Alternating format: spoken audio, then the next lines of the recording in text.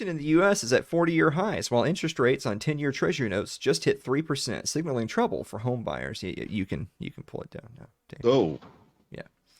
Truck drivers pay more than $1,000 to fill their rigs with $5 per ah, gallon diesel. I think it's actually up to 6 now, just in the time that this article came out. yeah. It went up 10 Um, cents today. So that. yeah, yeah. To deliver your increasingly expensive groceries and Amazon packages. Hmm? Crime and hopelessness skyrocket in large cities, exacerbated by virulent opioids like fentanyl and crocodile. And America's proxy war with Russia in Ukraine gives rise to the most serious threats of nuclear strikes against the West since the 1960s. Boy, that's a hell of a way to start an article. Yet so-called social issues, from abortion to critical race theory to teaching gender identity in elementary schools, dominate our politics and media. Virtually every voter has a strong opinion on these issues and pays far more attention to them than, say, the M2 money supply or the next Fed Open Market Committee meeting, though the latter could have a far greater impact on the voter's life and finances. So here's the question. Why is that? He says the short answer is this: the Supreme Court.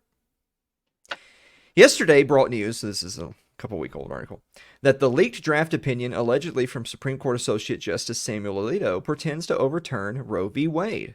This brought forth paroxysms of anger and fear across media spectrum, especially on social platforms like Twitter.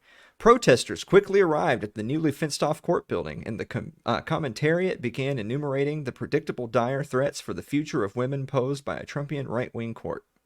Again, we don't see these outbursts when Congress spends $5 trillion on stimulus, or when the Fed quadruples its balance sheet, to put it mildly, or perhaps even when gas doubles price. Acting wildly beyond its constitutional parameters, the court has become the de facto super legislature for all 50 states. The political class pretends otherwise, but the stringency of its denunciations against conservative court nominees and its slavish support for progressive nominees demonstrates the irretrievably political nature of granting a handful of justices such power over the lives of 330 million people. That reminds me, our good friend Mike Maharrey, who is our guest No. at the 4th annual It's Too Late live show. He's going to be on the Whoa. show. Yeah. I love that guy. Bringing all the beef at the 4th annual. Yeah. Uh, that made me uncomfortable, what you just did. Just, yeah. All right. He's so good. Now, the reason I bring him up is that he always refers to the Supreme Court as judicial temple monkeys. I like that. I like that a lot. Yeah. In such a top-down winner-take-all environment, the stakes become needlessly high and politicized in the nastiest ways imaginable. So, of course, presidential elections and the resulting makeup of the court become matters of life and death for the true believers whose sense of identity is rooted in the social issues ruled upon by the court. So he goes on to explain that there's two basic reasons for that. The first one being judicial review. Which is more or less a made-up power of the court to determine the constitutionality of any law at any level of government, which is not found in Article 3 of the Constitution. The second one being interpretations of the 14th Amendment, which is the resulting incorporation doctrine, that effectively threw a net of federal laws, rules, and court decisions over all 50 states without their consent. Of course, this flies in the face of the 10th Amendment, which specifically says the powers not delegated to the federal government are reserved for the states and the people, respectively. That's right. Skipping down to the end. In short, there's nothing remotely suggesting a right to abortion in the text of the Constitution, What? under even the most tortured interpretations. Thus, it is purely a matter for states falling under the 9th and 10th Amendment. We don't need one abortion rule for all 50 states. Without the Supreme Court's invented jurisdiction, progressives in blue states can have unrestricted taxpayer-funded abortion on demand at any stage of pregnancy. However, progressives never seem to take that deal. Why is that? It's because progressives, the agenda's almost secondary to the want to rule. Yep. It brings up kind of an interesting side point. I'm going to close the article there to close on for tonight, which is one would think that if you had a collection of blue states, say you have your Californias, your Oregons, your Colorados, your Washington states.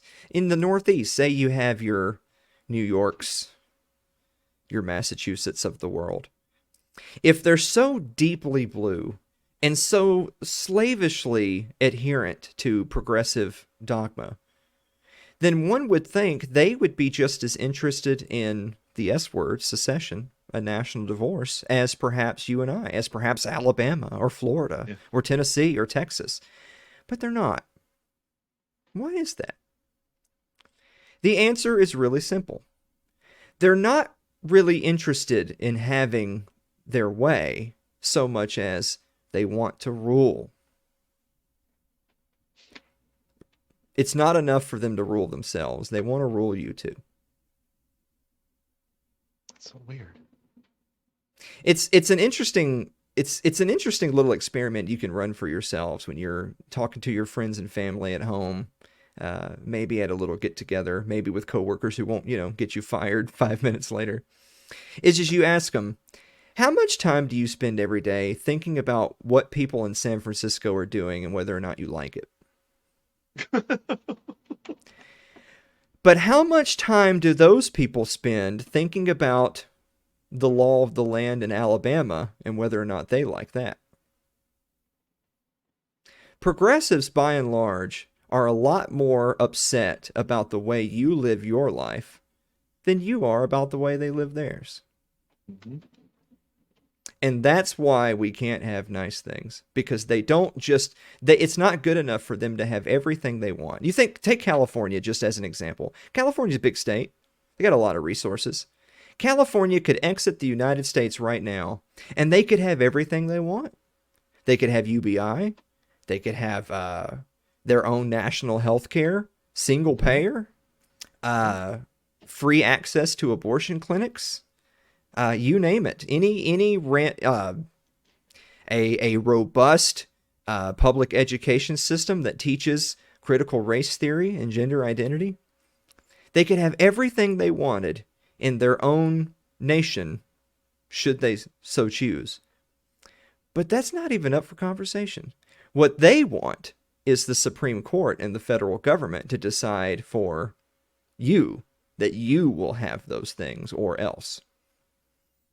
It's just something to consider. That's something that I challenge everybody to do after tonight's show. If you have a trusted friend that perhaps doesn't lean politically the same way you do, ask them that question. Does it really bother you the way things are in Alabama? Do you think Alabamans are really bothered by the way things are in your state?